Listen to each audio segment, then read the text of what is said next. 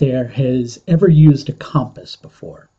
And you know, when you pick up the compass and you first kind of open it and you're just kind of like steadying it, that needle is going to kind of jump around wildly before it realigns and points in the direction that you need to go. Now, you may be experiencing something very similar to the needle of a compass right now. The only problem is you're not a compass, you're a human being. And when you're a human being and you feel like you have to make choices and you feel like the decisions that you make impact more than just yourself, and as if it impacting your own future wasn't enough, when it impacts the futures of other people, that makes it even more intense. And so you begin to feel like, am I being aimless? Am I being irresponsible? Well, you've perhaps kind of tried a few different ideas, and those ideas didn't work out. So not only are you feeling aimless and irresponsible, you're beginning to feel like you're setting your goals and your aspirations too high. But none of that is necessarily the case. Come back to, for the moment, to that compass with the needle jumping around all over the place in an area of your life that's being impacted by needing to choose a direction. And that area of your life is going to be different for each individual, dependent upon where Venus is transiting in your chart and equally all the planets that it's interacting with. For more information and guidance on those things, please schedule an astrological service through my astrological services page, which is linked above. The point is, it's okay to not know. Just because you're seemingly jumping around all over the place, it doesn't mean you're failing, right? Because sometimes you have to try out a few different directions before you can actually choose a particular direction. Just because the things that you've moved on that you thought would make your life a lot better aren't really doing that, it doesn't necessarily mean that you're setting your goals too high, right? And even if it does, it doesn't mean that you're to blame for dreaming, because without a dream, you could never come up with an idea.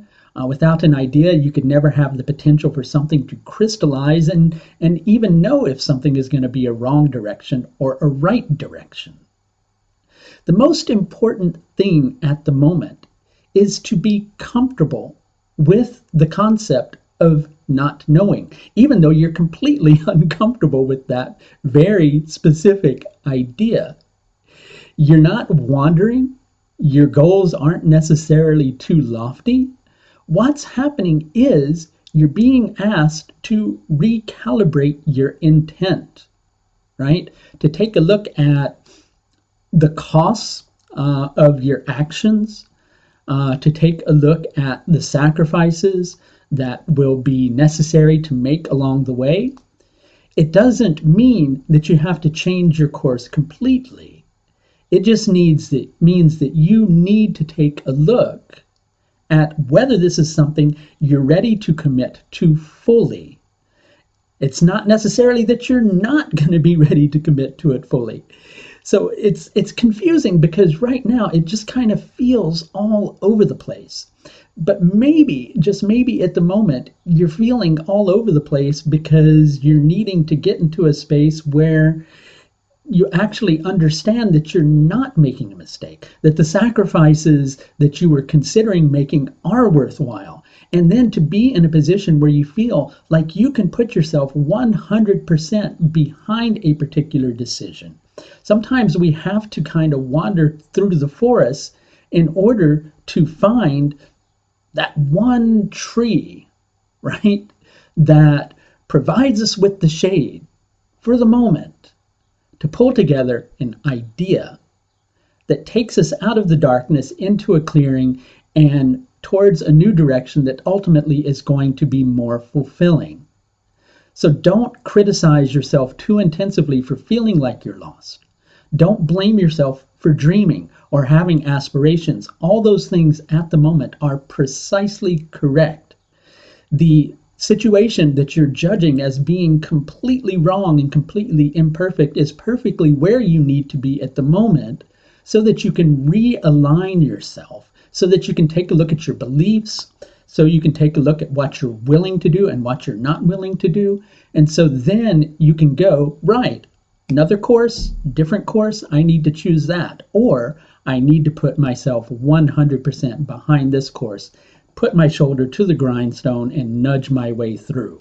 Don't try to push too intensively at the moment. Stay open, stay willing to learn, and be willing to take a look, and be willing to accept that if you're feeling a little bit lost at the moment, that's precisely the way things need to be.